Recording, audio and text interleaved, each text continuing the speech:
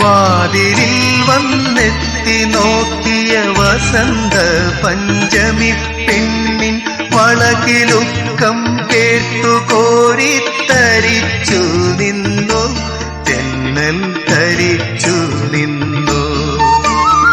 വിരൽ ഞൊടിച്ചു വിളിച്ച നേരം വിരൽ കടിച്ചവളരികിൽ വന്നു. വിധുവദനയായി വിവശയായവൾ ഒരുങ്ങി നിന്നു, നാണം കുണുങ്ങി നിന്നു. വാഗപ്പൂമരം ചൂടും വാരിളം പൂങ്കുലയ്ക്കുള്ളിൽ വാട